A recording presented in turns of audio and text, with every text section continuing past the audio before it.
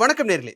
இன்னைக்கு இந்த ஸ்பெஷல் எபிசோட்ல it is actually a real special episode because கோல்டை பற்றி ஃப்ரம் ஏ டில் இசட் நம்ம பேச போகிறோம். அதுக்காக ஒரு ஸ்பெஷல் கெஸ்ட்டை நம்ம ஸ்டுடியோக்கு இன்வைட் பண்ணியிருக்கோம். He is mister Kameswar Prakash, director of Maharaja bullion and refinery Coimbatore. இவங்களை ஏன் இந்த ஷோக்கு இன்வைட் பண்ணியிருக்கோம் அப்படின்னா, கோல்ட் மைன்லேருந்து அந்த கோல்டுக்கான விஷயங்களை எடுத்து அதை இவங்களே ரிஃபைன் பண்ணுறாங்க. இவங்களே ரிஃபைன் பண்ணி அதை இவங்களே ஹால்மார்க்கும் பண்ணுறாங்க. ஹால்மார்க் பண்ணி இதை மார்க்கெட்டுக்கு கொண்டு வராங்க. ஸோ இவங்களோட டேக்லைனே மைண்ட்ஸ் டு மார்க்கெட் அப்படின்னு தான் சொல்கிறாங்க. ஸோ கோல்டுடைய ஏலிருந்து இசட் வரைக்கும் எல்லாமே தெரிஞ்ச ஒருத்தரை கெஸ்ட்டாக கூப்பிட்டோம் அப்படின்னா, இன்னைக்கு நாம் வாங்கக்கூடிய நகைக்கு பின்னாடி என்னென்ன நடந்துட்டு இருக்கு அப்படிங்கிறத கிளியரா புரிஞ்சுக்கலாம் அப்படின்றதுக்காக தான் இவங்கள நாம இங்க இன்வைட் பண்ணியிருக்கோம். வணக்கம் sir. I welcome you to my show. Thank you sir. இப்போ இந்த கோல்டு அப்படிங்கிறது எங்களுக்கு கோல்டோட ப்ரைஸ் ஏறுது இறங்குது அப்படிங்கிறது தான் சாமானிய மக்கள் பொறுத்து இருக்கக்கூடிய விஷயம். பட் இந்த கோல்டு நான் போட்டிருக்கேன் அப்படின்னா, இந்த கோல்டு எந்த நாட்டில் எடுக்கப்பட்டது அப்படின்றத பற்றின எந்த ஒரு யோசனையுமே இல்லை. பொதுவாக இந்தியாவுக்குள்ளே வர்ற கோல்டு அப்படிங்கிறது எந்த நாட்டிலேருந்து நம்ம வாங்குறோம்? ஸோ மோஸ்ட்லி பார்த்தீங்கன்னா Africa, Latin America and east ஏஷியாலேருந்து வரும். Okay. These are the major contributors for export of gold from their respective countries.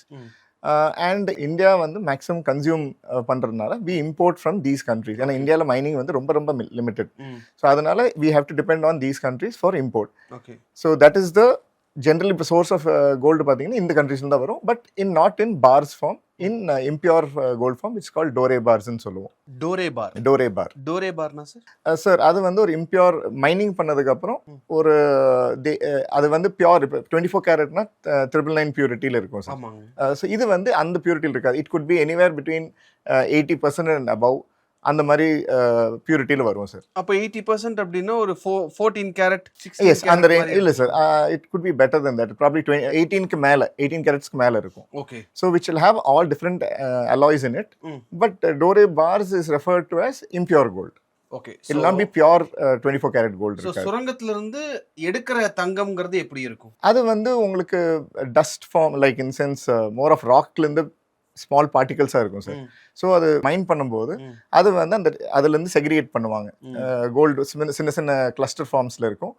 அதெல்லாம் மெல்ட் பண்ணிட்டு they'll make it as bars. That is what is dore bars. Okay. அப்போ இன்ஸ்டாகிராம்ல நாங்க பாக்குறது ஒரு ஆத்தங்கரை ஓரமா உட்காந்து அந்த கோல்டு மணல் மாதிரி இருக்கு. அதுல வச்சு சம்திங் இப்படி ரவுண்டா அந்த தண்ணியை ஊத்தி ஊத்தி ஊத்தி எடுத்து அதுல ரொம்ப சின்ன மைன்யூட்டான கிரானியூல்ஸ் மாதிரி வரும் சார். கிரானியூல்ஸ் மாதிரி வருதுங்கிறது. So that is also one of the form of mining. So that is how it is happening. Yes. இப்போ நம்ம வந்து generally from Africa, I told you, Latin America இந்த மாதிரி என்ட்ரல் தான் இருக்கிறோம். Which predominantly வந்து rock mining தான் அது பண்றாங்க அங்க. So rock mining என்ன ஆகும்னா, generally it is on high volumes of sand they have to process. அதுல தான் சின்ன சின்ன granules கிடைக்கும். So அது வந்து மெல்ட் பண்ணிட்டு உங்களுக்கு வந்து ஒரு பாரா பண்றது வந்து தான் டோரே பார்ஸ். ஓகே. இப்போ நீங்க சொல்றது அந்த டோரே பார் வந்து அப்ராக்சிமேட்டா 80% வந்து கோல்டு இருக்கும் அப்படின்னு சொல்றீங்க.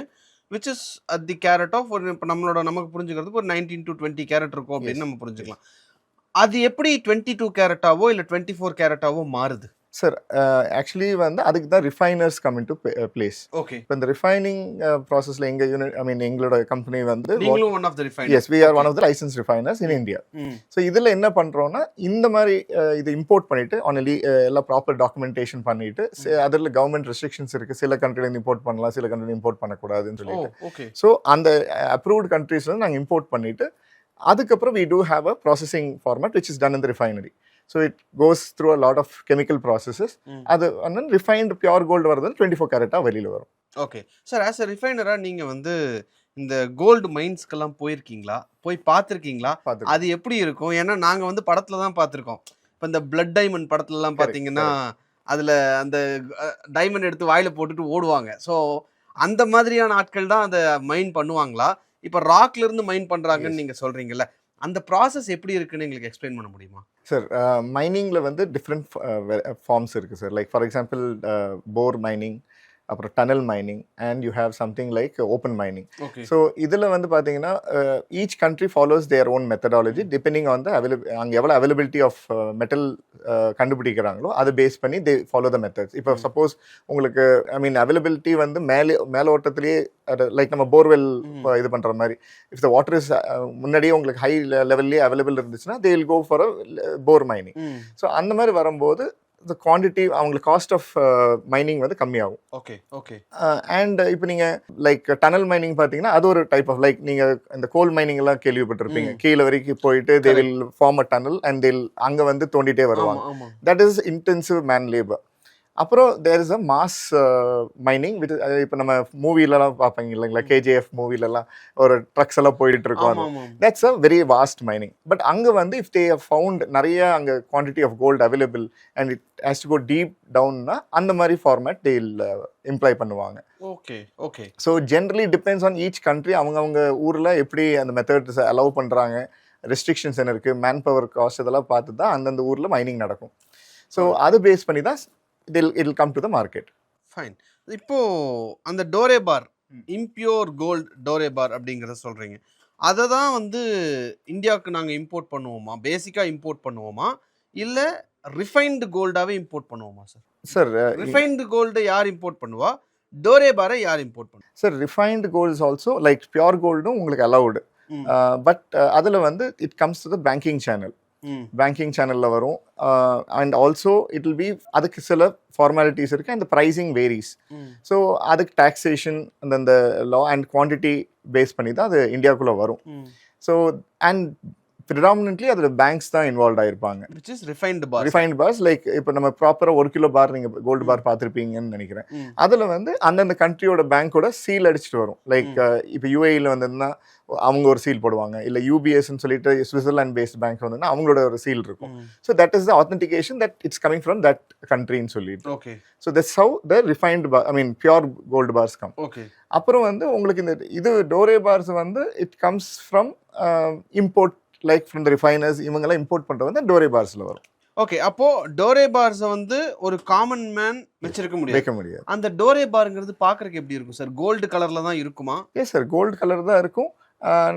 லைக் பார்க்குறதுக்கு அது கோல்டு தான் சார். ஒன்லி த குவான்டிட்டி அதில் வேற அலாய்ஸும் மிக்ஸ் ஆகிருக்கும். இல்லை, எனக்கு சந்தேகம் இதில் எங்கேருந்து வருது அப்படின்னா, நான் வந்து ஒரு 24 கேரட் கோல்டை பாரா வாங்கி திருப்பியும் வந்து செம்பு அந்த மாதிரியான விஷயங்கள் சேர்த்து 22 கேரட்ல நான் நகையா செஞ்சு போடுறதுக்கு பதிலா இதே இம்பியூர் கோல்டு நீங்க சொல்ற மாதிரி அதுல 80% கோல்டு இருக்கு அப்படின்னா மிச்சம் இருக்கிற 20% அந்த அலாய்ஸ் இருக்குல்ல, அதை பேஸ் பண்ணியே அதை நான் நகையா எடுத்து போட்டுட்டேன் அப்படின்னா எனக்கு இன்னுமே செலவு குறையும்லன்னு நான் யோசிக்கிறேன். குறையும் சார். பட் இப்போ அது என்னென்ன இம்பியூர் மெட்டல்ஸ் அதில் இருக்குன்னு நம்மளுக்கு தெரியாது இல்லை சார். ஃபார் எக்ஸாம்பிள் நம்மளுக்கு இப்போ நீங்க ஆர்னமெண்டா செய்றீங்கன்னா உங்களுக்கு காப்பர் தான் ப்ரிடாமினன்ட் அலாய் மிக்ஸ் பண்ணுவோம், இல்லாட்டி சில்வர் மிக்ஸ் பண்ணுவோம் to some proportion.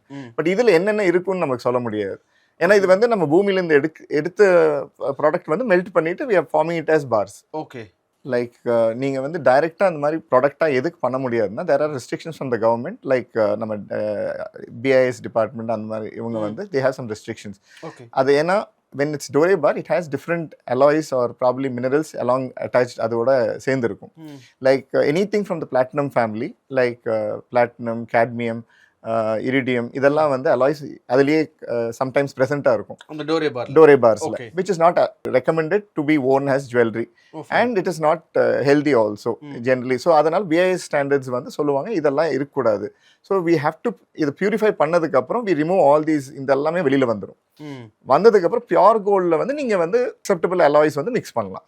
Like copper, silver இதெல்லாம் வந்து நீங்க மிக்ஸ் பண்ணி ஜுவல்லரியா வேர் பண்ணலாம். ஓகே. ஏன்னா இப்போ நீங்க if I am not wrong கொஞ்சம் வருஷம் முன்னாடி கவர்மெண்ட் வந்து கேட்மியம் அலாய் வந்து ஜுவல்லரியில பேன் பண்ணாங்க. ஈவன் இஃப் டுடே நீங்க வந்து கேட்மியம் வந்து ஜுவல்லரியா ஏதாவது ஒரு சென்டர் காமிச்சிங்கன்னா for testing it is been marked, it won't pass hallmark. அது எது ரீசன்னா cadmium caused lung cancer for the workers. அது வேப்பர் வந்து harmful for the lungs. அதனால பேன் பண்ணாங்க. ஸோ இந்த இஷ்யூஸ்னால these alloys are not allowed to be directly worn as jewelry.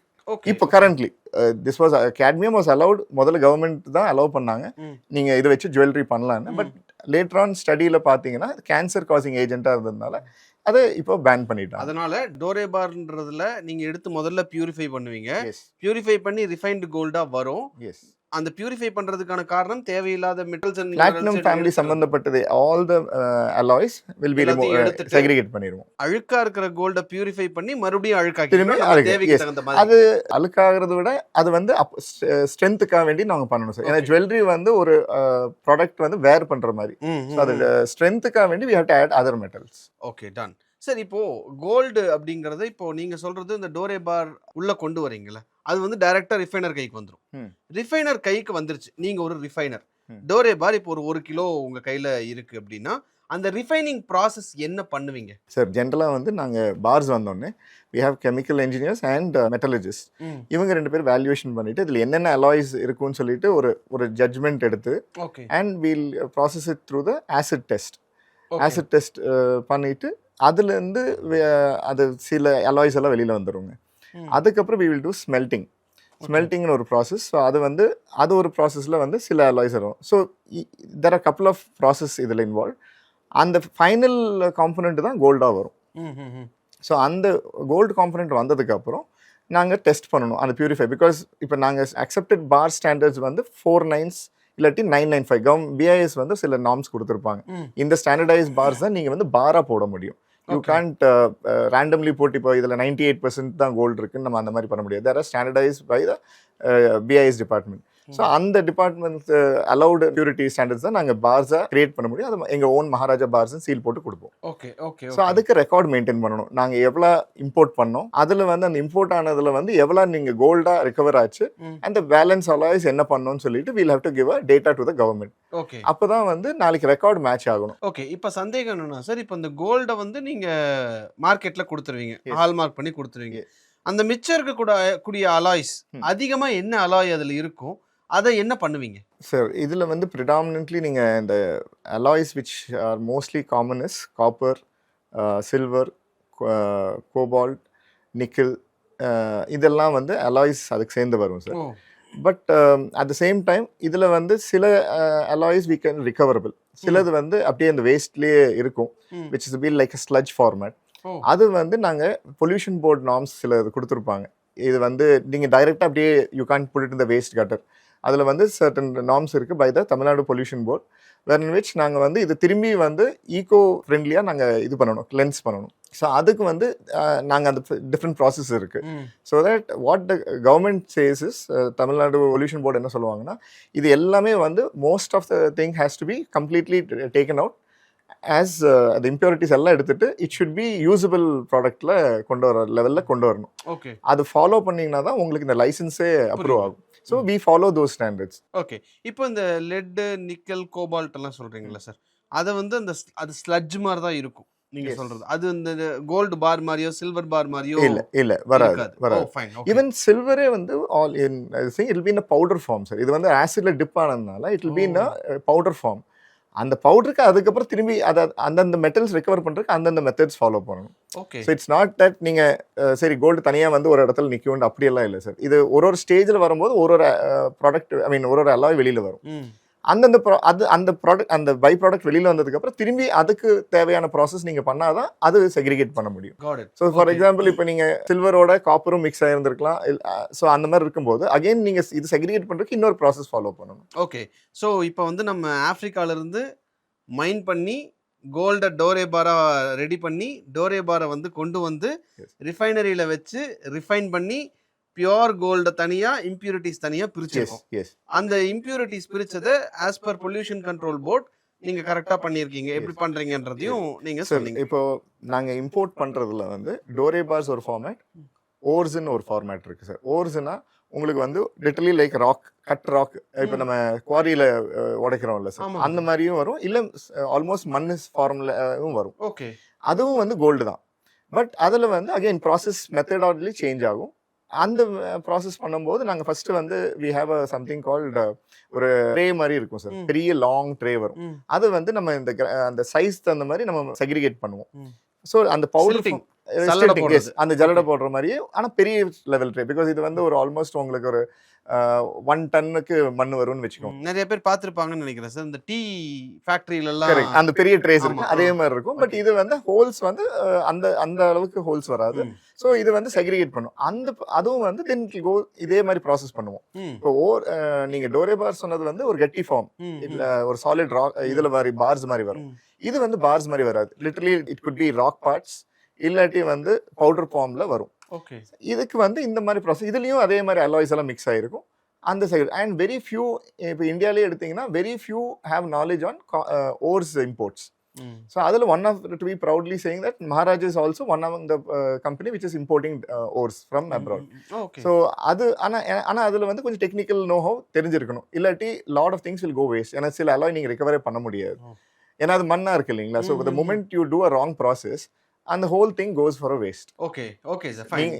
அது மாத்திரம் ஓர்ஸ் வந்து லிட்டில் நிறைய பேர் அதை இம்போர்ட் பண்ண மாட்டாங்க, பிகாஸ் அந்த நாலேஜ் வந்து இருந்தால் தான் நீங்கள் எடுக்க முடியும். ஓகே, ஆப்பிரிக்கால இருந்து கோல்டை உள்ள இந்தியாக்குள்ள கொண்டு வந்து டோரே பாரா உள்ள கொண்டு வந்து இப்போ ரிஃபைன் பண்ற ப்ராசஸ் வரைக்கும் முடிஞ்சிருச்சு. இனி அடுத்தது ஹால்மார்க்கிங். இந்த ஹால்மார்க்கிங்னா என்ன, அதை ஏன் பண்ணணும்? பியூரோ ஆஃப் இந்தியன் ஸ்டாண்டர்ட்ஸ்னு சொல்றாங்க, பிஐஎஸ். அவங்க ஏன் அதை பண்ண சொல்றாங்க? இந்த ஹால்மார்க்கிங் பண்ணும்போது நீங்க என்ன விஷயங்கள்லாம் செக் பண்ணுவீங்க? சார் 2 டைப் ஆஃப் ஹால்மார்க்கிங் இருக்கு. ஒன்று வந்து like set by the BIS standards வந்து லைக் ஜுவல்லரின்னு வரும்போது பிளாட்டினம் ஃபேமிலி இருக்கிற அலாய்ஸ் வந்து not allowed for regular jewellery use. So cadmium is one of them. So generally இந்த ஹால்மார்க் சென்டரில் என்ன பண்ணுவோம்னா, ஃபர்ஸ்ட் திங் ஒரு ஜுவல்லரோ இல்லை ஒரு மேனுஃபேக்சரோ can't put is own seal. Okay, ஏன்னா அது வந்து ஒரு சென்டருக்கு கொடுக்கணும். ஸோ இந்த சென்டருக்கு வரும்போது centres duty is it's a private body. என்ன பண்ணுவோம்னா, இந்த unnecessary alloys are unwanted alloys வந்து அதில் மிக்ஸ் பண்ணிட்டு இவங்க வந்து மேனுஃபேக்சர் பண்ணியிருக்காங்களான்னு ட்ரேஸ் பண்ணணும். ரெண்டாவது வந்து அதில் gold content, for example if we say 22 கேரட்னா 92% 91.6% ஆஃப் கோல்ட் கண்டென்ட் இருக்கணும் அதில். சேம் 18 கேரட்னா 75% கோல்ட் கண்டென்ட் இருக்கணும். அந்த mandatory check through sampling method எடுப்போம்.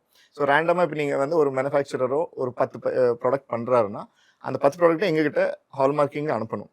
அந்த அனுப்புறதுல வந்து we'll take randomly any of the piece. அந்த பீஸ் ஏதாவது மெல்ட் பண்ணிட்டு we will get to know whether that is genuinely passing this 92%. இப்போ 916 91.6க்கு மேல பியூரிட்டி இருக்கான்னு சொல்லி செக் பண்ணுவோம். So then the whole process gets stamped. இல்ல அது ரிஜெக்ட் ஆச்சுன்னா the whole lot is rejected.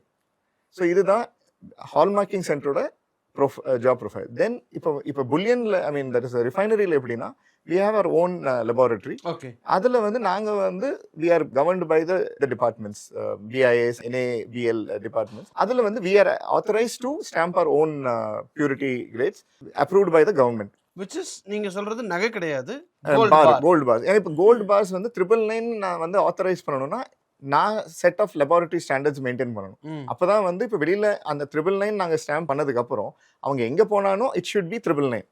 There cannot be two ways to it. 99.8 கூட வரக்கூடாது. 99.9னா 99.3 across anywhere நீங்க globally செக் பண்ணா அந்த ஸ்டாண்டர்ட்ஸ் ஃபாலோ ஆகும். ஓகே, அது அப்போதான் வந்து இட்ஸ் ஸ்டாண்டர்டைசேஷன். ஸோ அது வந்து நாங்கள் ரிஃபைனிங்ல வந்து அது ஸ்டாம்ப் பண்ணுறதுக்கு ஆத்தரைசேஷன் எங்களுக்கு உண்டு. And once we put a seal we are responsible for the purity. Okay, இதுதான் ஹால்மார்க் சென்டரோட டியூட்டி. Okay sir. இப்போ நீங்க சொன்னதுல வந்து இன்னொரு முக்கியமான விஷயம், நீங்க முன்னாடி சொன்னதுலயே ரிஃபைன்டு கோல்டை வந்து வெளிநாட்டுல இருந்து எடுத்துட்டு வரணும் அப்படின்னா அது வந்து பேங்கிங் சேனல் மூலமா வரும். அந்த அதர் சைட் நீங்க எடுத்துட்டு வரது வந்து டோரே பார் எடுத்துட்டு வந்து இங்க ரிஃபைன் பண்றீங்க அப்படின்னு சொல்றீங்க. ரிஃபைன் பண்ணி இங்க உள்ள ரிஃபைன் பண்ணி நீங்க உங்களுடைய சீல் ஹால்மார்க்லாம் பண்ணி உங்க சீல்ல நீங்க வச்சுட்டீங்க. இந்த கோல்டு பார்ஸை யார் வாங்குவா? பேங்கிங் சேனல் மூலமா வர்றதை யார் வாங்குவா? சார் அல்டிமேட்லி மேனுஃபேக்சரர்ஸ், லோக்கல் ஆசாரிங்க இல்லை ஜுவல்லர்ஸ், இவங்க தான் எங்களோட கஸ்டமர்ஸ். சரி. ஸோ இது வந்து எங்ககிட்ட வாங்க இப்போ மகாராஜா புல்லியனுக்கு வந்து we have an own app. நம்மளோட ஓன் ஆப் இருக்கு. அதில் ஸ்க்ரீன்ஸில் ரேட்ஸ் தெரியும். அண்ட் அங்கிருந்து அவங்க புக் பண்ணிட்டு will give after payment delivery வரும். சரிங்க. பேங்க்லயும் அதே தியரி தான். பட் அகெயின் இது வந்து இந்த 2 சேனலுமே because it's standardised gold, that is உங்களுக்கு அந்த பியூரிட்டி மென்ஷன் ஆயிருக்கும். அந்த ரேட்ஸும் அதுக்கு தகுந்த மாதிரி ரிஃப்ளெக்ட் ஆகும். And depending on market trend. ஆனால் நிமிஷத்துக்கு மாறிட்டு இருக்கும் rate. So it's nothing that நாங்கள் கண்ட்ரோல் பண்ண முடியும். இப்போ இந்த ரேட்னா காலையிலேருந்து சாயந்தரம் வரைக்கும் இந்த ரேட் இருக்காது. எவ்ரி மினிட் மாறிடு. அந்த நேரத்தில் யார் புக் பண்ணுறாங்களோ அந்த ரேட் ஹோல்ட் ஆயிரும்.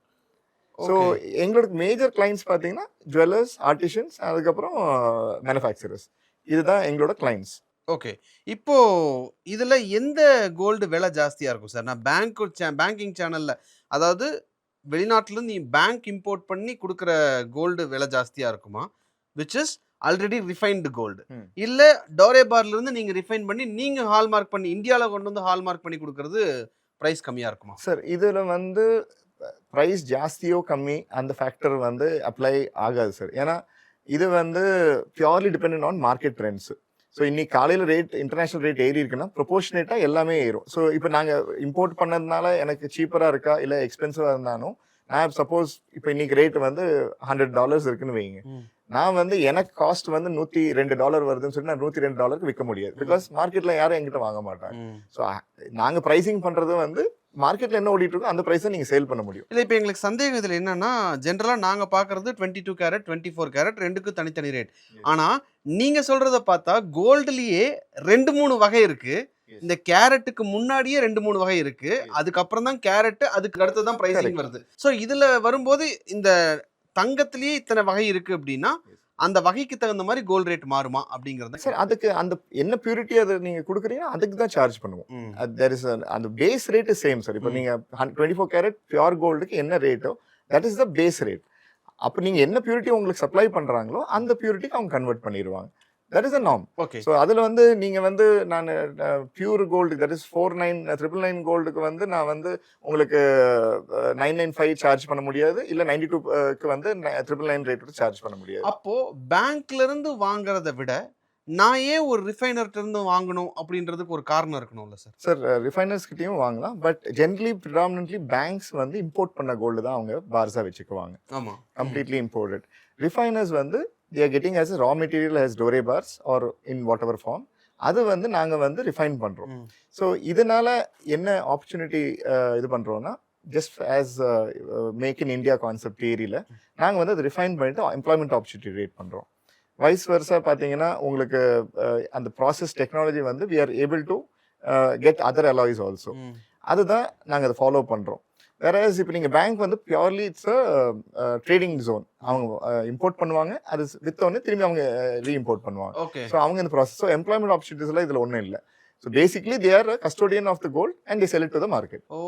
நாங்கள் வந்து இது ரிஃபைனர்ஸாக பார்த்தீங்கன்னா நாங்கள் வந்து இது இம்போர்ட் பண்ணனால ஒரு ஜாப் ஆப்பர்ச்சுனிட்டிஸ் கிரியேட் ஆகுது.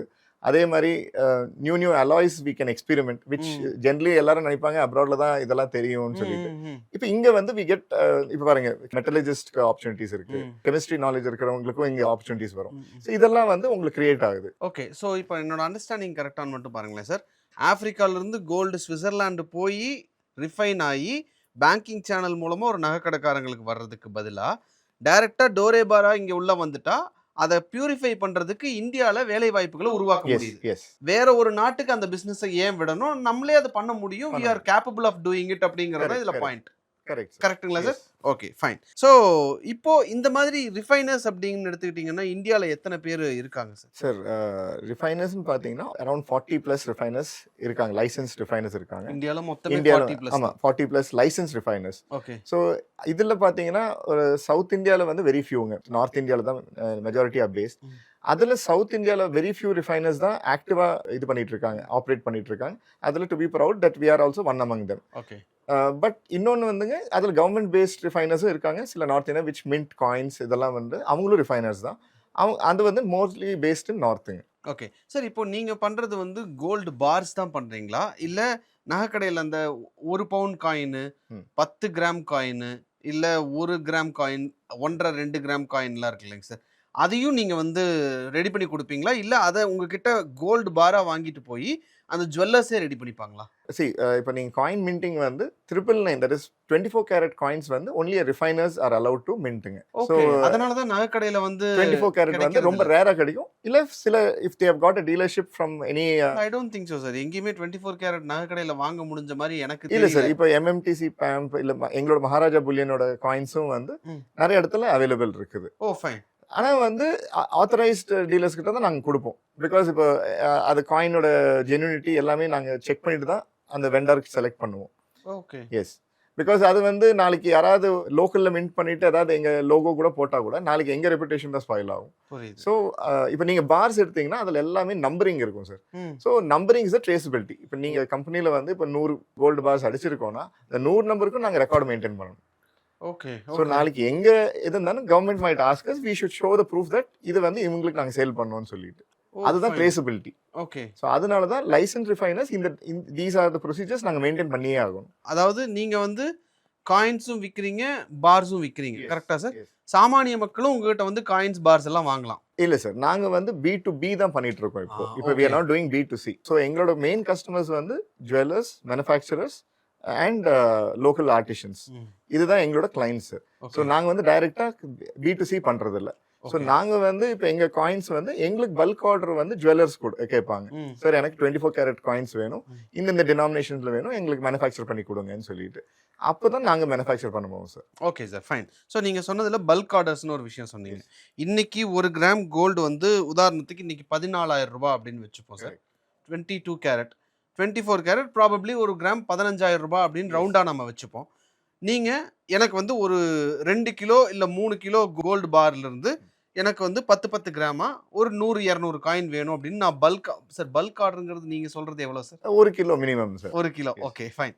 ஸோ நான் வந்து ஒரு 200 காயின் வந்து 10 கிராம் காயின் எனக்கு வேணும் அப்படின்னு சொல்லி நான் ஒரு ஜுவல்லர் வந்து கேட்டேன் அப்படின்னா எனக்கு என்ன டிஸ்கவுண்ட் கிடைக்கும் சார்? சார் இல்லை, இன்ஃபேக்ட் இதில் சார்ஜஸ் எக்ஸ்ட்ரா தான் வரும். ஓகே. ஸோ நாங்கள் என்ன ஜென்ரலாக, ஏன்னா இதில் வந்து திரும்பி நாங்கள் வந்து அந்த பார்லேருந்து நாங்கள் திரும்பி அதை ஷீட்டாக பண்ணிவிட்டு காயின்ஸாக அடிச்சு கொடுக்கணும். பட் நாங்கள் இதில் என்ன ஆடட் ஃபீச்சர்ஸ் கொடுக்குறோன்னா, நாங்கள் we have launched a QR code. So அதில் வந்து நீங்கள் ஸ்கேன் பண்ணிங்கன்னா அதுக்கு ஒரு தனி நம்பர் ஐடென்டி இருக்கும். எங்கள் வெப்சைட்டில் நீங்கள் செக் பண்ணிக்கலாம். லைக் இந்த காயின் வந்து ஜென்யூனா இல்லையான்னு சொல்லி. ஏன்னா யாராவது காப்பி பண்ணியிருந்தா கூட அந்த ப்ராப்ளம்ஸ் இருக்காது. So all that details will be available in our website. So இதுதான் நாங்கள் பண்ணுறது. அண்ட் காஸ்டிங் உங்களுக்கு கம்மியாகாது சார். பிகாஸ் பியூர் பார்லேருந்து தான் நாங்கள் இது small denomination and more smaller denomination நீங்கள் பண்ண காஸ்ட் ஏறதான் செய்யும். ஏன்னா லேபர் காஸ்ட் வந்து ஏறிட்டு தான் இருக்குது வருஷம். ஓகே. ஸோ அது காஸ்ட் ஏறிட்டு தான் போகும். இல்லை சார், எனக்கு இதில் சந்தேகம் என்னென்னா GoldRate அப்படிங்கிறது வேர்ல்ட் லெவலில் ஒரே ப்ரைஸ் தானே? கரெக்ட். எந்த பெரிய சேஞ்சஸ் எதுவும் கிடையாது. எஸ். அப்படி இருக்கிறப்போ எனக்கு வந்து இன்டர்நேஷனல் லெவலில் இன்னைக்கு என்ன மார்க்கெட் ப்ரைஸ் இருக்கோ அந்த ப்ரைஸில் தான் நான் கோல்டை வாங்குறேன்னா, நகைக்கடையில் போய் வாங்கும்போது வாங்குறேன்னா, செய்கூலி சேதாரம்லாம் விட்டுருங்க, இன்னைக்கு 1 கிராம் 15,000 ரூபாய் அப்படின்னா அது இன்டர்நேஷனல் ப்ரைஸோட என்ன ப்ரைஸோ அதே லெவலில் தான் இருக்கா? இல்லை அங்கே 14,000 ரூபாய் இங்கே இந்த வேலையெல்லாம் செஞ்சு இதுக்கான லேபர்லாம் நான் கொடுத்து வாங்குறதுனால இது 15,000 இருக்கா? சார், இது நீங்கள் சொல்கிறது வந்து காயினுக்கு சொல்கிறீங்க இல்லையா? காயின், இந்த காயினுக்கு வந்து அது லோக்கல்.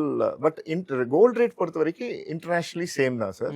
ஆனால் ஒரு கண்ட்ரியோட டாக்ஸேஷன் ஸ்ட்ரக்சரில் மாறும். ஸோ இப்போ பார்த்தீங்கன்னா, இப்போ துபாயில் பார்த்தீங்கன்னா ஒரு 600 ரூபா 700 ரூபா கம்மியாக இருக்கும். பிகாஸ் இப்போ ரீசெண்டாக இந்தியாவில் வந்து டியூட்டி வந்து இன்க்ரீஸ் பண்ணியிருக்காங்க. ஸோ இப்போ இந்தியா இஸ் எக்ஸ்பென்சிவ். நீங்கள் துபாய் கம்பேர் பண்ணும்போது இப்போ துபாயில் போய் 1 கிராம் வாங்குறீங்கன்னா உங்களுக்கு 15,000 ரூபா இருக்குன்னா பியூர் கோல்டு, இந்தியாவில் வந்து 15,500 வரலாம். பட் இது ஒரு ஃபேக்டர். வைஸ் வர்ஸா நீங்கள் பார்த்தீங்கன்னா இங்கே வந்து நம்ம வந்து காயினாக சேல் பண்ணும்போது அதுக்கு அந்த சார்ஜஸ் வந்து நீங்கள் அந்த மின்டிங் சார்ஜஸ் நான் சொன்னேன் இல்லைங்க, 2% மின்டிங் சார்ஜஸ் அவங்க வாங்குறாங்க. வரும் சார். ஸோ மின்டிங் சார்ஜஸ்ன்னு கடையில் வாங்குறதுக்கு காரணம் இதுதான். எஸ். ஓகே. ஏன்னா இது வந்து நம்ம திரும்பி ஒரு ப்ராசஸ் பண்ணி ஸ்மாலர் டினோமினேஷன் பண்ணும்போது நம்பர் ஆஃப் ஒர்க்கிங் ஹவர்ஸ் அதில் அப்ளை ஆகும் இல்லைங்களா, அந்த சார்ஜ் உங்ககிட்ட இருந்து வாங்கிக்குவோம். ஸோ ப்ராபப்ளி அவங்களுக்கு அதில் ஒரு 1/2% லாபம் நிற்கிறதுக்கு வாய்ப்பு இருக்கு. 1.5% அவங்க செலவு பண்ணி இருந்திருக்கலாம், 1/2% அவங்களுக்கு ப்ராபப்ளி அந்த லெவலுக்கு மேலே இருக்கிறதுக்கு வாய்ப்பு. அதுக்கு மேலே இல்லை சார். காயின் வாங்குறதே 2% தான் சார். அதில் என்னன்னா சார், இன் ஜென்ரல் நீங்கள் பழைய காலத்தில் எடுத்தீங்கன்னா காயின் வந்து இஸ் ஜஸ்ட் வந்து ஒரு கஸ்டமர் உள்ளே வரும்போது வெறும் இப்போ ஜுவல்லரி எதுவும் பிடிக்கல.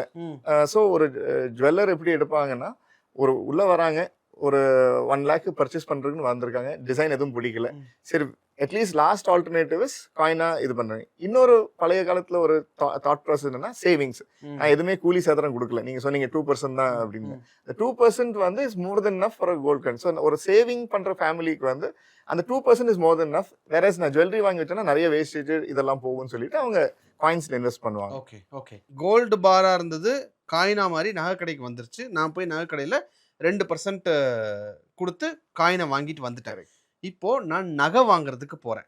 நகை வாங்க போகும்போது இந்த காயினை நான் அவங்க கிட்ட கொடுக்கும்போது அவங்க என்ன சொல்றாங்கன்னா, செய்கூலின்னு ஒரு ரேட் சொல்றாங்க, சேதாரம்னு ஒன்று சொல்றாங்க.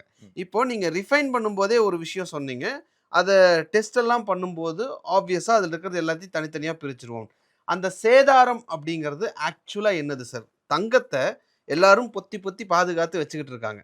அப்போது நகைக்கடைக்காரங்க அந்த நகையை செய்யும் போது அதில் வேஸ்டேஜ் வருது அப்படின்னா அதை விட்டுருவாங்களா அப்படின்னு ஒரு கேள்வி இருக்கு.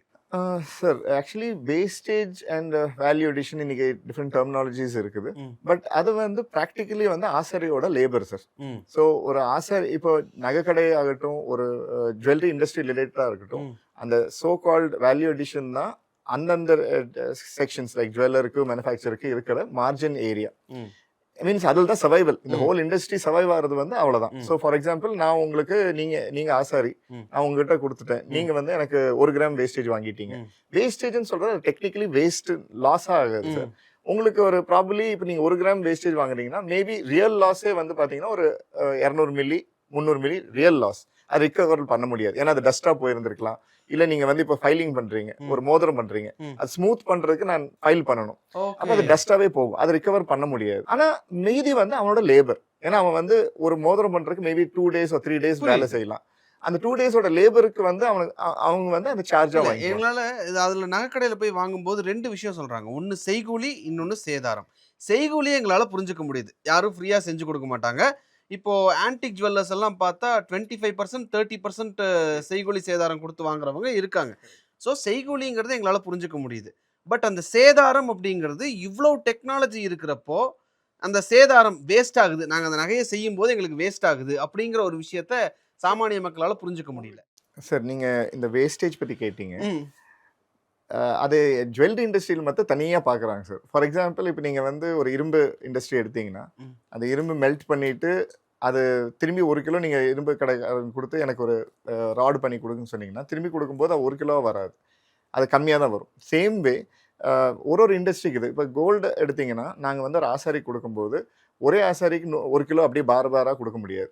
அவன் கேட்குற ப்ராடக்ட்டுக்கு எவ்வளோ கோல்டு வேணுமோ அதுக்கு ஈக்குவலாக கட் பண்ணி கொடுக்கணும். அப்போ அகெயின் நாங்கள் வந்து அதில் வேஸ்டேஜ் வரும். That's a loss.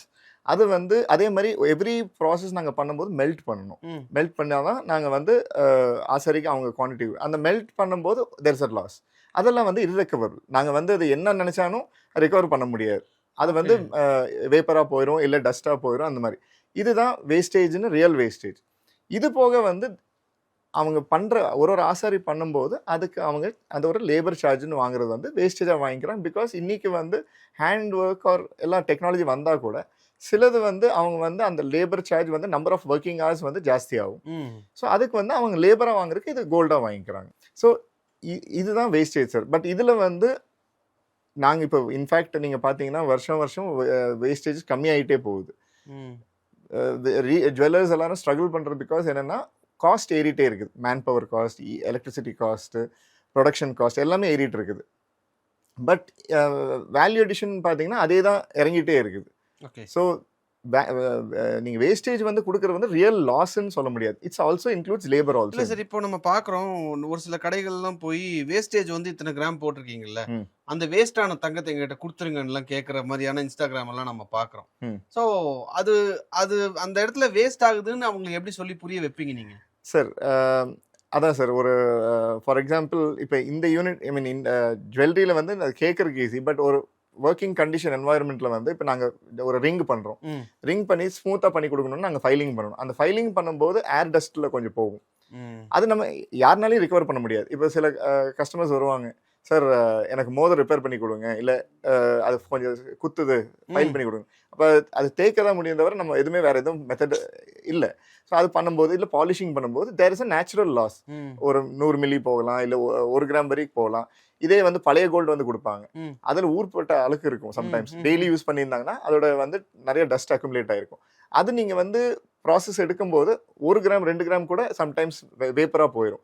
That is dust actually. And அது ரிகவரும் பண்ண முடியாது. இப்போ நீங்கள் வந்து அது ஹீட் பண்ணதுக்கப்புறம் நீங்கள் வந்து கஸ்டமர் வந்து அது 1.5 கிராம் எங்கே போச்சுன்னு பண்ணால் அவங்க கண்ணு முன்னாடியே தான் மெல்ட் பண்ணியிருப்போம். பட் அது டெக்னிக்கலி வந்து டஸ்ட்டாக போயிருச்சு. ஸோ இது வந்து நம்ம ஒன்றும் this is no answer to it. Okay, but அது நேச்சுரல் லாஸ் தான் அது. ஃபைன்.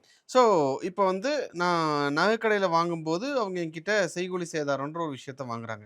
அதில் பர்சன்டேஜ் வந்து அவங்க நகைக்கடை என்ன பர்சன்டேஜ் வருது, அவங்களுக்கு என்ன செலவாகுது, அதிலிருந்து காஸ்ட்டை ரெக்கவர் பண்ணுறதுக்காக பண்ணுறாங்க.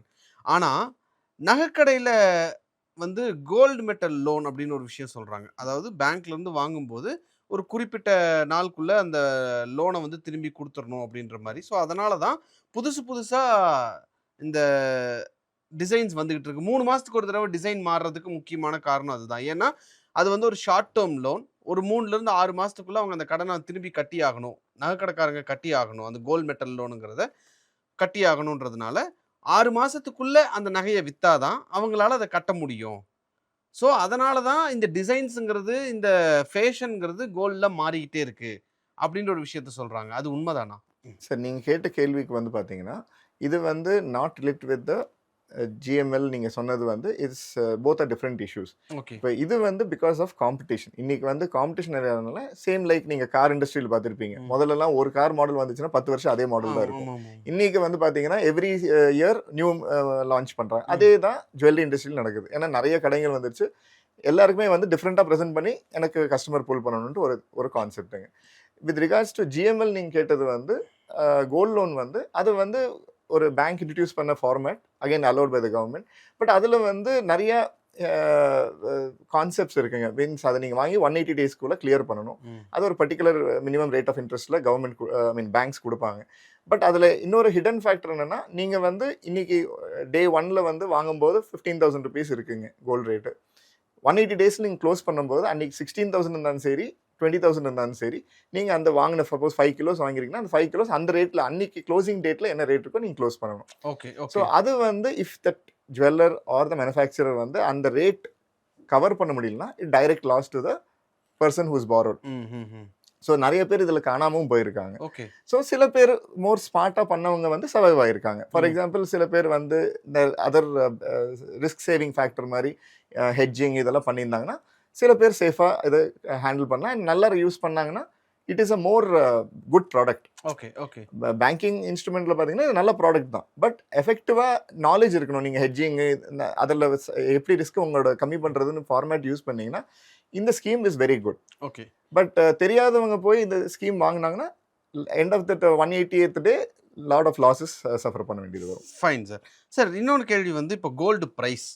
நாங்கள் வந்து கோல்டு ப்ரைஸ் எப்படி தெரிஞ்சுப்போம் அப்படின்னா, எங்களுக்கு வந்து மெசேஜ் வரும். இன்னைக்கு ஆக்சுவலாக கோல்டு புல்லியன் என்ன ப்ரைஸ் அப்படிங்கிறது மெசேஜ் வரும். ஆன்லைனில் பார்க்குறோம். That is fine. அதையெல்லாம் தாண்டி கோல்டு ப்ரைஸ் ஏறுமா இறங்குமா அப்படிங்கிறத இன்டர்நேஷ்னல் லெவலில் மார்க்கெட்ஸில் என்ன நடந்துட்டுருக்கு, இன்ட்ரெஸ்ட் ரேட்டை ஏற்றுவாங்களா மாட்டாங்களா, ருப்பி வேல்யூ டிப்ரிஷியேட் ஆகுதா இல்லையா, இந்த மாதிரியான விஷயங்களை வச்சு கொஞ்சம் ஜட்ஜ் பண்ண முடியுது. ஆனால் நீங்கள் சொல்கிறது அந்த டோரே பார் இருக்குல்ல, அந்த டோரே பார் வாங்கும்போது கோல்டோட ப்ரைஸை நீங்கள் எப்படி இது பண்ணுவீங்க, ஃபிக்ஸ் பண்ணுவீங்க? இட் இஸ் பிகாஸ் ரிஃபைண்டா ஒரு கோல்டு வரும்போது இதுக்கு இந்த பிரைஸ் இருக்குன்னு, ஏன்னா மார்க்கெட் இன்டர்நேஷனல் பிரைஸ் அப்படின்னு சொல்லி ஒரு பெஞ்ச் மார்க் இருக்கு. அதை பேஸ் பண்ணி இது ஏறுமா இறங்குமா அப்படிங்கறத நம்ம சொல்லிட முடியும். வேற டோரே பார்ல ஆல்ரெடி 20-25% இம்பியூரிட்டிஸ் இருக்கு அப்படின்னா அந்த பாருக்கு எப்படி பிரைஸை நீங்க டிசைட் பண்ணுவீங்க? அது யாரு டிசைட் பண்ணுவா? சார் இப்போ அதில் என்ன கோல்டு கண்டென்ட் இருக்கோ, இப்போ நீங்கள் சொன்னீங்க டோரே பார்ஸ் வந்து நம்ம ஃபிக்ஸ் பண்ணுறதுல வந்து என்ன எப்படி வேல்யூ டிட்டர்மைன் பண்ணுறோம்னு சொல்லிட்டு, அதில் வந்து எவ்வளோ gold content, for example 80% gold கண்டென்ட்னா அந்த 80% தான் நாங்கள் கோல்டு ஃபிக்ஸ் பண்ணுவோம். அந்த ரேட்டில் தான் இந்த டோரே பார்ஸ் ஃபிக்ஸ் ஆகும். ஸோ அதில் வந்து 80% கோல்டு இருக்கு, 20% இம்பியூரிட்டிஸ் இருக்கு அப்படின்னா 80%க்கான கோல்டு வேல்யூக்கு நாங்க அதை ஃபிக்ஸ் பண்ணுவோம். இன்டர்நேஷனல் பெஞ்ச்மார்க்ல ரேட் ஃபிக்ஸ் பண்ணுவோம். எஸ்ங்க. இப்போ நாங்கலாம் வந்து 22 கேரட், 18 கேரட், 24 கேரட்னு பல விதங்களா பிரிச்சு பார்க்குறோம் சார். நீங்க பே பண்ணும்போது அந்த 80% கோல்டு இருக்குல்ல, அது என்ன ரேட்னு பண்ணுவீங்க? இன் பியூர் கோல்ட் ஃபார்முங்க. which is 24 carat. 24 தான். ஏன்னா இன்டர்நேஷனல் டெர்மினாலஜில வந்து 24 கேரட் தான் எங்களுக்கு பெஞ்ச்மார்க். ஓகே. சோ இந்த 22 கேரட்ல ஜுவல்லரி ஃபார்ம் வரும்போது தான் அந்த கான்செப்ட் சொல்ல வருவாங்க. And it's a simplified version. நம்ம கவர்மெண்ட் வந்து டு மேக் பப்ளிக் அண்டர்ஸ்டாண்ட் இது இந்த ஃபார்மேட்ல கோல்டு ஜுவல்லரி பண்ண முடியும்னு சொல்லிட்டு ஒரு கான்செப்ட் கொண்டு வந்தது. பட் இன்டர்நேஷனல் டெர்மினாலஜில வந்து எல்லாமே 24 கேரட் தான். Okay. Fine when you're dealing with mining இதெல்லாம் பாத்தீங்கன்னா 24 கேரட் தான் நம்மளுக்கு கணக்கு. ஸோ அப்படி பார்க்கும்போது இன்னைக்கு இப்போ இந்த எபிசோட நம்ம பார்த்துருக்கிறது ஆப்பிரிக்காவில் கோல்டு எடுத்ததுலேருந்து ஆரம்பிச்சு இப்போ என் கையில் நகையாக வந்து சேர்ற வரைக்கும் என்ன நடந்திருக்கு அப்படிங்கிறத நம்ம பார்க்குறோம். பட் அதை தாண்டி அதில் அவங்களுக்கு வேஸ்டேஜ், ப்ராஃபிட் இல்லாமல் எந்த பிஸ்னஸும் ஆப்வியஸாக யாரும் பண்ண போகிறது இல்லை அப்படின்றதுனால இது வந்து this is actually an I opening session நான் நினைக்கிறேன் சார். அதே மாதிரி இதுல வந்து மைனிங்ல இருந்து பார்ஸ் வரைக்கும் ஒரு வெர்டிகல்ஸ் அது அங்க எண்ட் ஆயிரும். அதுக்கப்புறம் ஆரம்பிக்கிறது வந்து மேனுஃபேக்சரிங்ல இருந்து உங்களுக்கு ஃபினிஷ் ப்ராடக்ட் கஸ்டமர் சேர்ற வரைக்கும் அது ஒரு இண்டஸ்ட்ரி மாதிரின்னு வச்சுக்கோங்களேன். ஸோ இப்போ மைனிங்ல இருக்கிறவங்க வந்து ஒரு ஸ்டேஜுக்கு அந்த பார் ஒன்றுன்னா அவங்க இண்டஸ்ட்ரி க்ளோஸ் ஆயிரும். மெஜாரிட்டி வரைக்கும் அவங்களோட அவங்க இண்டஸ்ட்ரி இண்டஸ்ட்ரி க்ளோஸ் ஆயிடும். அதுக்கப்புறம் ஆரம்பிக்கிறது வந்து லைக் மேனுஃபேக்சரிங்லேருந்து ஆரம்பிச்சு ஃபினிஷ் ப்ராடக்ட் வரைக்கும் கஸ்டமர் ரீச் ஆகிற வரைக்கும் அது ஒரு செட் ஆஃப் இண்டஸ்ட்ரி வரும். ஸோ டிஃப்ரெண்ட் வெர்டிகல்ஸ்னு வச்சுக்கலாம். Okay fine. ஸோ நாம சிம்பிளா ஒரு கோல்டு மோதிரம் வாங்க போறேன் அப்படின்னு நம்ம நினைச்சிட்டு போறோம். பட் அதுக்கு பின்னாடி இவ்வளோ விஷயங்கள் இருக்கு. இப்போ ஃபைனலா ஒரே ஒரு கேள்வி சார். ஆப்பிரிக்கால கோல்டை எடுத்து அந்த கோல்டு ஒரு தோண்டி எடுத்து இல்லை உடைச்சு நீங்க பல ட்ரில்லிங் மாதிரியான விஷயங்கள்லாம் சொன்னீங்க. அதிலிருந்து ஒரு இது நகையா மாறணும், ஒரு சின்ன மோதிரமா மாறணும் அப்படின்னா அதுக்கு எவ்வளவு டைம் எடுத்துக்கும் சார்? எனிவேர் பிட்வீன் 15 days எடுக்கும் sir. 15 average. Yes, finish product உங்க கைக்கு ரீச் ஆயிருக்கு. ஓகே. நீங்க சொல்றது நான் கேட்கறது அந்த டிரான்சிட், அதாவது வந்து அந்த நகை அப்படியே கடையில இருந்து அதுக்கப்புறம் பண்றது இல்ல. இப்போ எனக்கு நகை வேணும், உடனே வேணும் அப்படின்னு நான் வைக்கும்போது எனக்கான தங்கத்தை ஆப்பிரிக்கால தோண்டி இப்போ எடுக்கிறாங்க அப்படின்னா அது என் கையில எப்போ மோதிரமா வந்து மாறுறதுக்கு 15 நாள் ஆகும். மினிமம் 15 days ஆகும் சார். மினிமம் 15 days ஆகும். டிபெண்டிங். ஏன்னா இப்போ நான் வாங்குறதுக்கு ரெடியா இருந்தா. எஸ். ஏன்னா இது எந்த கண்ட்ரிலேருந்து வர்றது ஒரு இது, அது லாஜிஸ்டிக் ஃபேக்டர். அதுக்கப்புறம் ரிஃபைனிங் ப்ராசஸ், கவர்மெண்ட் திரும்பி வந்து அப்புறம் மேனுஃபேக்சரர் பண்ணி அவங்க ஃபினிஷ்டாக உங்கள் கைக்கு வந்து ரீச் ஆகிறதுக்கு 15 days மினிமம் வேணும். ஸோ கோல்டை வாங்குறதுக்கு நான் கையில் பணமே வச்சுட்டு இருந்தாலும் 15 நாள் ஆகும் அந்த நகையா நான் அதை வாங்கி போடுறதுக்கு. எஸ். சுரங்கத்துலேருந்து தோண்டி எடுத்து கொண்டு வந்து நகையா செஞ்சு என் கையில் கொடுக்கறதுக்கு மினிமம் 15 days தேவை. ஆனால் இதுக்கு அந்த உங்க கையில மோதிரம் வந்து போடுறதுக்கு முன்னாடி ஆகிற ப்ராசஸ் வந்து number of people, time, logistics எல்லாமே பார்த்தீங்கன்னா lot of activities take place. So that is why gold is costly. அதனால தான் எக்ஸ்பென்சிவ்ங்க. Oh nice, very nice. So அதுதான் இண்டஸ்ட்ரி, கோல்டு இண்டஸ்ட்ரி. சார் இப்போ கோல்டு வந்து எல்லாரும் வாங்குறோம். இன்டர்நேஷ்னல் லெவலில் பார்த்தா சென்ட்ரல் பேங்க்ஸும் தொடர்ந்து வாங்கிட்டே இருக்காங்க. இன்னும் கோல்டு எவ்வளவுதான் நம்மளால மைன் பண்ணி எடுக்க முடியும்? நம்மகிட்ட எவ்வளவு கோல்டு இருக்கு இந்த பூமியில ஆக்சுவலி ஸ்பீக்கிங்? சார் இப்போ டோட்டல் அவைலபிள் மைனிங் பண்ணுறது பார்த்தீங்கன்னா நாங்கள் வந்து இப்போ குளோபலி ஸ்டாட்டிஸ்டிக்ஸ் எடுத்தா வெறும் 20% தான் வந்து நம்ம வேர்ல்டு ஓவர் மைன் பண்ணிட்டு இருக்கோம். 20% ஆஃப் த கோல்டு அவைலபிள் இந்த லேண்டில் பார்த்தீங்கன்னா 20% தான். மீதி 80% is under ocean or sea. அது இன்னும் யாரும் எக்ஸ்ப்ளோரும் இன்னும் ஆக்டிவாக எக்ஸ்ப்ளோர் பண்ணல. அதுக்கு தேவையான இன்ஃப்ராஸ்ட்ரக்சர் இன்னும் கிரியேட் ஆகலை. ஸோ இப்போ உலகத்துலேருந்து எல்லா மைனிங் ப்ராசஸ் நம்ம லேண்ட்லேருந்து தான் பண்ணிட்டு இருக்கோம். There is a huge abundance of gold வந்து அண்டர் வாட்டர். ஓகே, அப்போ கோல்டு இப்போதைக்கு தீராது. There is lot of years to go. Okay, so இப்போ நீங்க சொல்றது ஒரு அஸ்டானிஷிங் ஃபேக்டா இருக்கு சார். 20% தான் யூஸ் பண்ணிட்டு இருக்கோம். இன்னும் 80% வந்து கடல் கடி. அது யாரும் இன்னும் எக்ஸ்ப்ளோரே பண்ண ஆரம்பிக்கல சார். எக்ஸ்ப்ளோர் பண்ணியிருக்காங்க, பட் அதோட இன்ஃப்ராஸ்ட்ரக்சர் நம்மளுக்கு இல்லை இன்னும். அது எப்படி எக்ஸ்ப்ளோர் பண்றது இன்னும் இன்ஃப்ராஸ்ட்ரக்சர் ரெடி ஆகல. ஸோ பூமிங்கிறது ஒரு தங்க சுரங்கம். எஸ். ஓகே, அப்போ இந்த கோல்டோட பிரைஸ் இவ்வளவு தூரம், அதாவது 80% இன்னும் அன்எக்ஸ்ப்ளோர்டாவே இருக்கு அப்படின்றப்ப கோல்டு பிரைஸ் ஏன் இவ்வளவு ரேட் ஜாஸ்தியா இருக்கு சார்? அதுக்கு மெயினாக வந்து மைனிங் காஸ்ட் சார். இப்போ பார்த்தீங்கன்னா நாங்கள் மைன் பண்ணணும்னா ஆல்மோஸ்ட் 1 ton ஆஃப் சாண்ட் நம்ம ப்ராசஸ் பண்ணாதான் ஆல்மோஸ்ட் வந்து 1 கிராம் தங்கம் கிடைக்கும். 1000 கிலோ சாண்ட் ப்ராசஸ் பண்ணீங்கன்னா 1 கிராம் கிடைக்கும். So for every 100 tons of sand நீங்கள் இது பண்ணணும். அப்போ தான் வந்து உங்களுக்கு 100 கிராம் தங்கம் கிடைக்கும். ஸோ அதுதான் காஸ்ட். ஸோ அது வந்து அது எந்த விதத்துலையும் நீங்கள் கம்மி பண்ண முடியாது. இன்ஃபேக்ட் ஜாஸ்தி தான் ஆகும் தவிர கம்மி ஆகாது. அதை தாண்டி அது டிமாண்ட் சப்ளை. இன்னொன்று வந்து one of the major factor global கரன்சியோட மேஜர் பேக்ரவுண்ட் பார்த்தீங்கன்னா கோல்டு தான். எந்த நாட்டுக்கானாலும் சண்டை எது வார் நடந்தாலும் அல்டிமேட்டாக கோல்டு தான் இமீடியட்டாக எஃபெக்ட் வரும். அதை விட்டால் oil. But gold is a major factor. ஏன்னா கரன்சிக் பேக்கிங் வந்து கோல்டு தான். ஸோ அதனால உங்களுக்கு கோல்டு கம்மியாகிறதோ ஜாஸ்தியாகிறதோ பியூர்லி ஆன் குளோபல் ட்ரெண்ட்ஸ் தான் உங்களுக்கு எஃபெக்ட் வரும். அண்ட் கம்மி ஆகாது. ஸோ கோல்டோட ஆக்சுவல் பேஸ் ப்ரைஸுங்கிறது என்னது சார்? சார் ப்ரைஸ் வந்து purely mining cost sir. So நம்ம மைனிங் என்ன மெத்தட் ஃபாலோ பண்ணுறோம், ரெண்டாவது வந்து அந்த மைன் வந்து எவ்வளோ ஈல்டு கொடுத்துறது பேஸ் பண்ணி வேரி ஆகும். ஸோ இப்போ ஃபார் எக்ஸாம்பிள் இப்போ 1 ton ஆஃப் சாண்ட் இது ப்ராசஸ் பண்ணிங்கன்னா தான் 1 கிராம் தங்கம் கிடைக்கும். அதே மாதிரி நீங்கள் இப்போ பெரிய மைன் போனீங்கன்னா மேபி அந்த ஃபர்ஸ்ட் 2 monthsக்கு வந்து 1 கிராம் கூட கிடைக்காது. அவ்வளோ சாண்ட் அவங்க ப்ராசஸ் பண்ணால் கூட மேபி 1 கிராம் அவங்க ரிகவரியே வந்து அதுலேருந்து இன்னும் டீப்பர் போக தான் அவங்களுக்கு ரிகவரி கிடைக்கும். அதே மாதிரி இந்த காஸ்ட் வேரி ஆகுதுன்னா சில இடத்துல வந்து கோல்டு சீக்கிரம் வந்துடும். மேல் லேயர்லேயே உங்களுக்கு மேபி 2 கிராம் கிடைக்கலாம், 3 கிராம் கிடைக்கலாம். இதே வந்து சில மைன்ஸில் வந்து பார்த்தீங்கன்னா உங்களுக்கு ஆல்மோஸ்ட் வந்து ஒரு 30 feet டீப் போனதுக்கு அப்புறம் தான் கோல்டே ரிகவரி ஸ்டார்ட் ஆகும். ஸோ அப்போ காஸ்ட் வேரி ஆகும் இல்லைங்களா? These are the factors. சரி, இப்போ நீங்க சொன்னீங்க ஒவ்வொரு மைனிங்கை பொறுத்து அது மாறுது அப்படின்னு. அண்டர்ஸ்டுட். ஆனால் கோல்டுக்குன்னு ஒரு பேஸ் காஸ்ட் இருக்கும்ல. இப்போ மைனிங்லேருந்து அந்த கோல்டு எடுக்கிறாங்க, டோரே பாரா வருது, நீங்கள் வந்து ரிஃபைன் பண்ணுறீங்க, அதுக்கப்புறம் ரிஃபைன் பண்ணி ஒரு கோல்டு பாரா வருது. இதோட அந்த கோல்டுக்கான ப்ராசஸ் பேஸ், அந்த கோல்டோட ப்ரைஸை ஃபிக்ஸ் பண்ணுறதுக்கானது முடியுது. ஆனால் அதை தாண்டி இன்டர்நேஷ்னல் மார்க்கெட் இருக்கு, அங்கே டிமாண்ட் சப்ளை கேப் இருக்கு, ருப்பி வேல்யூ டிப்ரிஷியேட் ஆகிறது இருக்கு, யூஎஸ்ல இன்ட்ரெஸ்ட் ரேட் ஃபிக்ஸ் பண்றது இருக்குன்னு பல விஷயங்கள் இருக்கு. இதை எல்லாத்தையும் கழிச்சிட்டோம் அப்படின்னா ஆக்சுவலா கோல்டோட பேஸ் பிரைஸ் அப்படிங்கிறது என்னவா இருக்கும்? இன்னைக்கு வந்து ஒரு $4400 ஒரு அவுன்ஸ் இருக்கு அப்படின்னா இன்னைக்கு ஒரு அவுன்ஸோட பிரைஸ் அப்ராக்சிமேட்டா நான் ஒரு $2500 இருக்குன்னு எடுத்துக்கலாமா சார்? அப்படியும் எடுக்கலாம், இல்ல ப்ராசஸ்லயும் பேஸ் பண்ணலாம். ஃபார் எக்ஸாம்பிள், நான் வந்து அலுவியல் மைனிங் எடுக்கிறேன் சார், நான் ஒரு ரிவர் பெட்ல இருந்து எடுக்கிறேன்னு வச்சுக்கோங்க. நான் 1 மணி நேரம் அங்கே ஸ்பெண்ட் பண்ணோடனே எனக்கு 2 கிராம் கிடைச்சிருச்சு. அலுவியல் மைனிங்னா நான் இந்த இன்ஸ்டாகிராம்ல பார்த்தேன், அந்த ரிவர் பெட்ல இருந்து இல்ல தண்ணி ஓட்ட இதுல இருந்து நான் ஒரு அந்த சல்லடை போட்டு எடுக்கிறதுல வந்து உங்களுக்கு 1 கிராம் இமீடியட்டா கிடைச்சிருச்சு. அப்போ உங்களுக்கு என்ன காஸ்ட்? அது வந்து ஒண்ணுமே இல்லை. ஐ கேன் $2000 சொல்லலாம், இல்ல $1000 சொல்லலாம். பட் இதே வந்து ஒரு பெரிய மைனிங் கம்பெனி வந்து மைன் பண்றாங்கன்னா அவன் ஆல்மோஸ்ட் ஒரு 7000 பேர் வேலை செய்யறாங்கன்னு வைங்க அந்த மைன்ல. அவனுக்கு அந்த 1 கிராம் வந்து மேபி 100 அடி கீழே போனதுக்கு அப்புறம் தான் அந்த 1 கிராம் இல்ல 100 கிராம் ரிகவர் ஆயிருச்சுன்னா அந்த காஸ்ட் ஏறும் இல்லைங்களா? So base price varies based on எங்கிருந்து வருது, எந்த மைன்ல இருந்து வருது. ரெண்டாவது வந்து இது, பட் அது வந்து ஃபேக்டரா வச்சீங்கன்னா மேபி 5 நாள் கழிச்சு உங்களுக்கு கோல்டே ரிகவர் ஆகாம இருக்கலாம். அப்ப அந்த காஸ்ட் நீங்க எப்படி ஃபேக்டர்?